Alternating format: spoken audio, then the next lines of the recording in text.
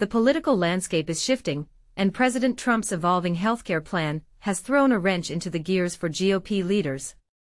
For years, Republicans have vehemently opposed the Affordable Care Act, ACA, often referred to as Obamacare, viewing it as an overreach of government control. But now, a potential extension of ACA subsidies, proposed by Trump himself, could force them into a difficult position. This is a situation that could redefine the future of healthcare in America, and it's one you won't want to miss. Since the ACA's inception in 2010, Republicans have consistently criticized it, claiming it undermines patient liberties and increases costs. Trump's proposal, however, reportedly involves extending soon-to-expire ACA tax credits, along with eligibility limits.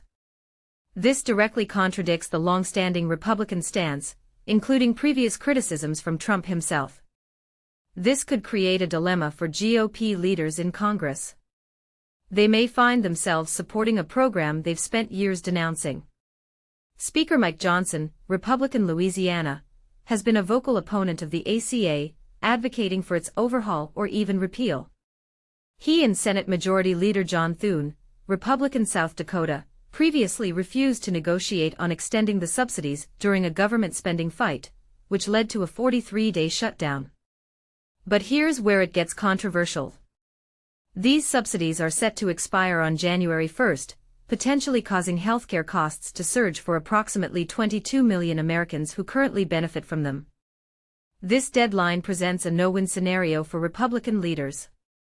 Extending the tax credits would mean supporting a Democratic law they've opposed for years, potentially angering their conservative base. On the other hand, failing to act could lead to increased healthcare costs for millions, just before the midterm elections.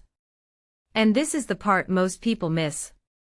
The White House, facing conservative backlash, reportedly delayed the announcement of the subsidy extension. Representative Bob Onder, Republican Missouri, expressed concern on X, while GOP centrists hope for a delay, not a cancellation, fearing electoral consequences. Brendan Buck, a former House GOP leadership aide, emphasized the political imperative of avoiding a crisis. Trump's plan is rumored to include a 2-year extension of the enhanced ACA subsidies, expanded during the COVID-19 pandemic. It would also introduce new benefit limits, including an income eligibility cap, and a requirement for beneficiaries to share premium costs.